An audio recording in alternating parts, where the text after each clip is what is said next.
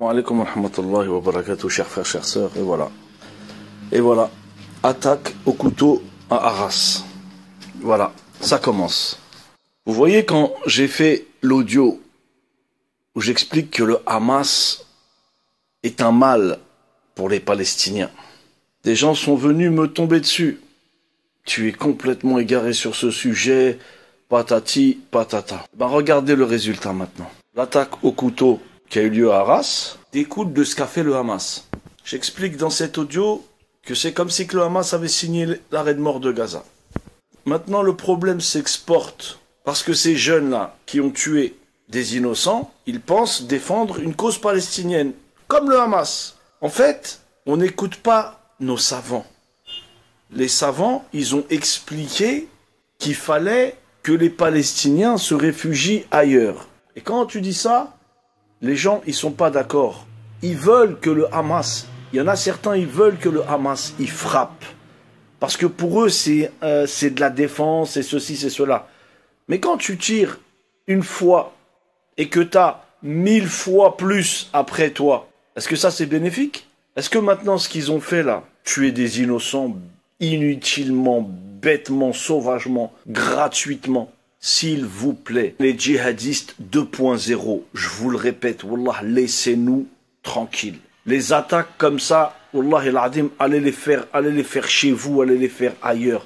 Laissez-nous tranquilles avec ces attaques où vous servez plus l'ennemi qu'autre chose. Vous êtes en train de rendre service à l'extrême droite. Ils ont tué des innocents au couteau bêtement parce qu'il y a des Palestiniens qui meurent. Il est où le rapport? Il est où le rapport? Maintenant, les musulmans, on va tous les regarder de travers comme des terroristes. Pourquoi vous nous embêtez? Wallah, laissez-nous tranquilles. C'est assez difficile pour nous déjà de vivre notre religion correctement que vous venez ramener encore votre fraise. Laissez les musulmans tranquilles. On veut pas de vos attaques de fous. On veut pas. On n'en veut pas. Laissez-nous tranquilles. Wallah, il y a de quoi être en colère, il y a de quoi être en colère, il y en a marre de ces gens-là, il y en a marre de ces gens-là. Quand vous faites quelque chose, pourquoi vous pensez pas aux répercussions qu'il y a? Pourquoi vous pensez pas aux autres? Est-ce que nous, ça nous rend service ce que vous faites quand vous tuez des innocents? Nous, les musulmans, les femmes musulmanes qui vont marcher dehors avec leur voile, maintenant, vous pensez que les gens, ils sont à l'aise quand vous faites ça? Mais vous rendez service à qui? Qu'est-ce que vous avez changé dans le monde? Ça a changé quoi? Quand vous faites vos agressions meurtrières, qu'est-ce que ça change pour nous? Est-ce que nous, on va vivre mieux? Vous avez changé quoi dans la face du monde? Rien du tout, wallah, rien du tout. Vous avez fait que envenimer les choses. Vous êtes des outils, vous servez l'ennemi. Et ils sont où tous ceux qui étaient contents que le Hamas frappe? Ben ils sont où? Regardez le bilan, les morts, les enfants en Palestine, ben regardez le bilan. Tu casses un verre chez quelqu'un, et ce quelqu'un, il vient casser 1000 verres chez toi. Ben ils sont où ceux qui étaient contents là maintenant? Vous êtes contents maintenant? Bah allez sur la tombe de chaque mort et puis allez leur faire des invocations maintenant. Vous étiez contents de quoi? J'ai fait un audio et j'ai expliqué moi que les gens ils écoutent pas ce que les savants ils disent. Mais non, les savants ils connaissent rien. En Arabie Saoudite, les savants ils connaissent rien. C'est les savants du gouvernement. Ils ont pas les données, les statistiques. Ils savent pas que c'est pas possible de quitter une terre. Ben non, c'est pas possible. Le prophète sallallahu alayhi wa sallam, il l'a fait, mais nous, on est mieux, pour certains. Allah, je sais pas comment les gens, ils pensent. Tout ça, tout ça, c'est la répercussion de ce que le Hamas, il a fait. Eh ben, regardez. Quand tu fais un mal, ben, regardez comment il s'étend. Maintenant, ce mal, il s'étend jusqu'ici. Il y en a plein, ils s'en fichent, hein.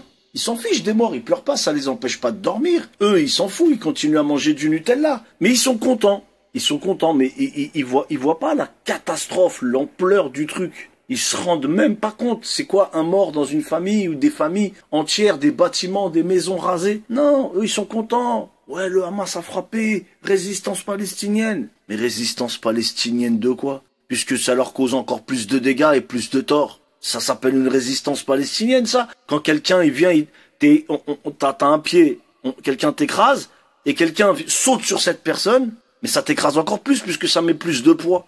C'est exactement ce qui se passe avec le Hamas et la Palestine. Wallah el adim, il y a de quoi être en colère. Laissez-nous tranquilles. Laissez-nous tranquilles. Allez jouer les djihadistes 2.0 ailleurs. Ailleurs, s'il vous plaît, laissez-nous tranquilles.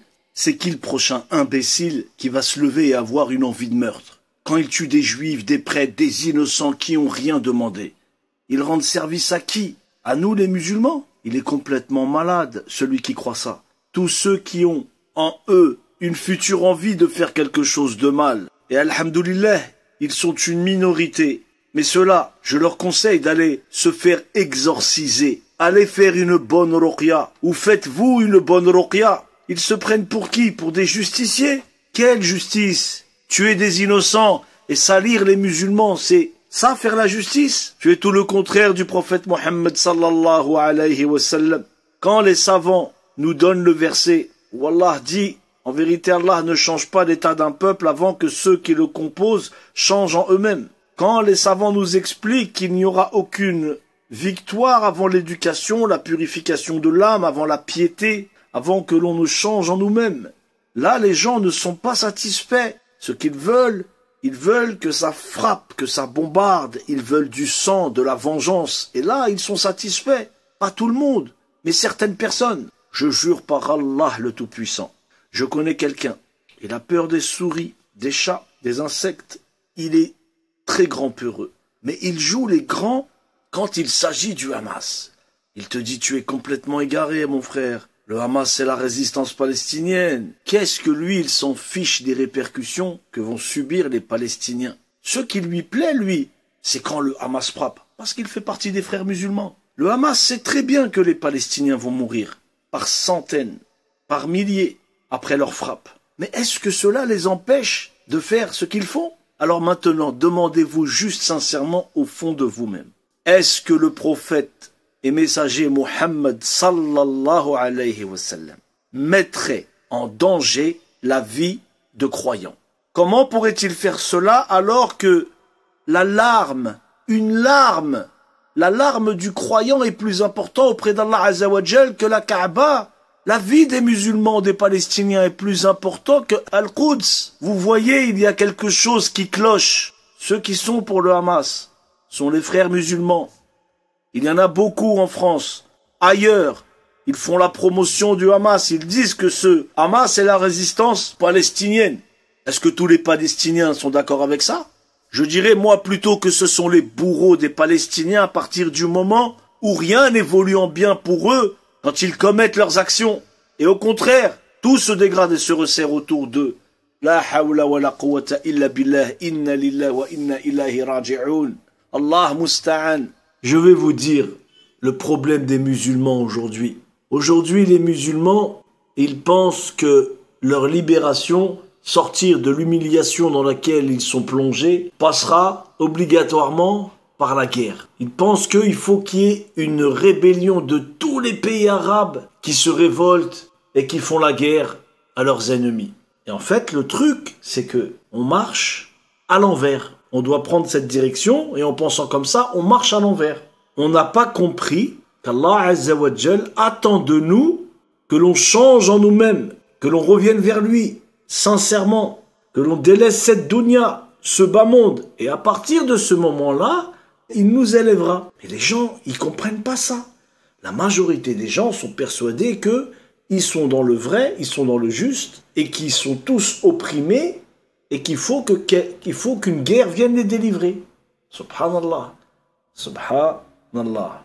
Je vais m'arrêter là. Il y a vraiment trop de choses à dire. Je demande à Allah Azza wa Jal qu'il fasse miséricorde à tous les innocents, à toutes les victimes de cette guerre.